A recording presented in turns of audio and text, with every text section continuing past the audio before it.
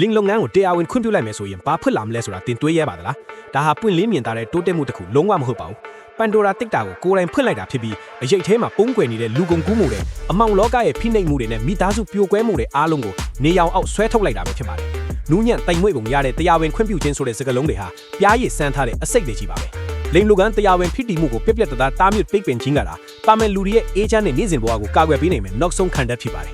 အရှင်ဆုံးလူလိန်တွေရဲ့လိန်ရမှုတွေကိုဖော်ထုတ်ကြည့်အောင်တရားဝင်ခွင့်ပြုခြင်းဟာဒီလုပ်ငန်းမှာလွတ်ကင်နေသူတွေကိုလုံးဝအကာအကွယ်မပေးနိုင်ပါဘူးဆန့်ကျင်ဘက်အနေနဲ့လူကုန်ကူးသူတွေအတွက်တရားဝင်အကာအကွယ်ပေးတဲ့ထီးတလက်ဖြစ်သွားစေပါတယ်လူအများစုကတော့တရားဝင်ခွင့်ပြုလိုက်ရင်လုပ်ငန်းခွင်ဝင်သူတွေဟာတရားဝင်လိုင်စင်နဲ့လွတ်ကင်နိုင်ပြီးအမှောင်လောကရဲ့ဖိနှိပ်မှုတွေကနေကင်းဝဲသွားမယ်လို့ထင်ကြပါတယ်ဒါပေမဲ့နိုင်ငံတကာကတရားဝင်ခွင့်ပြုထားတဲ့ data တွေရဲ့လက်တွေ့အခြေအနေကတော့မျက်နှာကိုထက်ရိုက်လိုက်တယ်လို့ပါပဲဝယ်လိုအားကိုလူသိရှင်ကြားချထွေလိုက်တဲ့အခါမိမိသဘောဆန္ဒအရလွတ်ကင်သူတွေနဲ့ဈေးကွက်လိုအပ်ချက်ကိုလုံးဝမဖြည့်ဆည်းနိုင်ပါဘူးအဲ့ဒီအခါလူကုန်ကူးသူတွေကအခွင့်အရေးယူပြီးမရေမတွက်နိုင်တဲ့အမျိုးသမီးတွေနဲ့ကလေးသူငယ်တွေကိုလိန်လည်လှည့်ပြအကြက်ကိုးကြိုင်ပါတယ်တရားဝင်စီးပွားရေးလုပ်ငန်းဆိုတဲ့ခေါင်းစဉ်တက်ပြီးအတင်းအကျပ်အယောင်းဝယ်လုပ်ခိုင်းကြပါတယ်နိုင်ငံကူးလက်မှတ်တွေကိုတင်စေတာလူကိုချုံနှောင်တာနဲ့ဝင်ငွေတွေကိုခေါင်းပုံချက်တာနဲ့အကြမ်းဖက်ချင်းမြောက်တာတွေလုပ်ကြပါတယ်ဒီလိုရက်ဆက်ရုံမာမှုတွေဟာတရားဝင်ဆိုတဲ့အင်ဂျီကိုဝစ်ဆင်လိုက်တဲ့အခါပို့ပြီးဖုံးကွယ်ရလွဲကူးသွားပါတယ်ရဲတပ်ဖွဲ့ဝင်တွေတော့မှမိမိစံတာအရလောက်တာလားအတင်းကျပ်ခိုင်းစိတ်ခံရတာလားဆိုတာကိုခွဲခြားလို့မရတော့ပါဘူးလူကုန်ကူးမှုကိုနှိမ်နှင်းမှုဆိုတာအခြေခံအားဖြင့်ဘဲကစလို့ရမှန်းမသိအောင်ဖြစ်သွားပါတယ်တားကောင်ထိရသူတွေဟာအကူအညီတောင်းရင်တော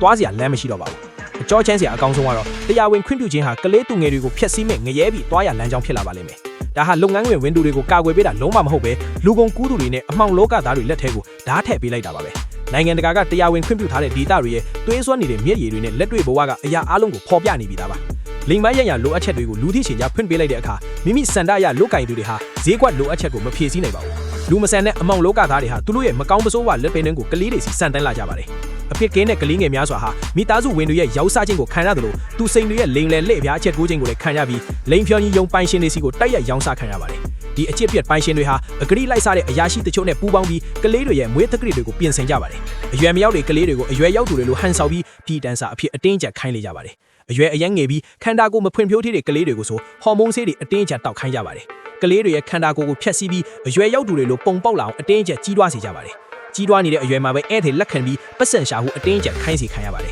တားကောင်ထိရသူတွေဟာတင်းချက်စွာချုပ်နှံထားပြီးကဲတင်ရှင်မရှိတော့ပါဘူးရဲတွေကတန်တရားပြစရာတွေ့ရင်တော့မှအစင်းစင်းနဲ့အကာအကွယ်ပေးသူတွေရဲ့တားဆီးမှုကြောင့်လူကုန်ကူးမှုနှိမ်နှင်းမှုဟာစကလုံးတက်တက်တာဖြစ်သွားပါတယ်တရားဝင်ခွင့်ပြုခြင်းဟာလူအရွယ်အဖွဲ့အစည်းရဲ့ကိုယ့်ရည်ချင်းအခြေခံကိုလုံးဝဖျက်ဆီးပေးပါလိမ့်မယ်မရေမတွက်နိုင်တဲ့မိသားစုတွေနဲ့မျိုးဆက်နစ်တွေကိုဖျက်ဆီးပေးပါလိမ့်မယ်လင်ကိစ္စဟာဈေးနှုန်းတက်မှတ်ပြီးရောင်းဝယ်လို့ရတဲ့ကုန်ပစ္စည်းတစ်ခုဖြစ်လာတဲ့အခါတစ္ဆာရှိမှုနဲ့တာဝန်ယူမှုဆိုတဲ့တန်ဖိုးထားမှုတွေဟာတန်ဖိုးမရှိတော့ပါဘူးအိမ်တော်ပြင်ပဖောက်ကျဲမှုတွေနဲ့ပြည်တန်စာခေါ်ယူမှုတွေဟာပိုပြီးအဖြစ်များလာပါလိမ့်မယ်လင်မယားတွေရန်ဖြစ်ကွဲကွာပြီးမိသားစုပြိုကွဲတာဟာပုံမှန်အဖြစ်နဲ့လို့ဖြစ်လာပါလိမ့်မယ်ကလေးတွေပေါ်တက်ရောက်မှုကတော့ပြန်လည်ကုသလို့မရနိုင်ပါဘူးလိန်ဖြော်ရည်ယုံတွေနဲ့ကြော်ညာတွေကိုနေရာတိုင်းမှာတွေ့လာပါလိမ့်မယ်အရွယ်မရောက်နေကလေးတွေဟာငယ်စဉ်ကလေးကပုံပြစ်နေတဲ့လိမ်မိုင်းဆိုင်ရာအယူအဆတွေရဲ့ဝန်းဆောင်တို့ကိုခံရပါလိမ့်မယ်သူတစ်ပါးကိုလေးစားဖို့မနားလည်ဘူးကိုကာကွယ်ဖို့လည်းမသိတော့ပါဘူးလမ်းဖားကိုရောက်ဖို့အယမ်းလွယ်ကူပြီးတဝက်ပျက်စီးသွားနိုင်ပါတယ်ယောဂကာကွယ်ချက်ဆိုတာလေကိုလိမ်ညာတာပါပဲတရားဝင်လုပ်ငန်းတွေကဟန်ပြအနေနဲ့လောင်မဲ့ဆေးစစ်ပေးနေပါတယ်မြေအောက်လောကကအများများရှိနေတဲ့အယောင်းဝယ်တွေကိုတော့လုံးဝထိန်းချုပ်နိုင်စွမ်းမရှိပါဘူးအကာအကွယ်မပါတဲ့ယောဂတွေလုပ်ငန်းတွေဝင်နေတဲ့ပြဿနာကိုဘယ်လို့မှတားဆီးလို့မရတော့ပါဘူးစစ်ဖလစ် HIV အထင်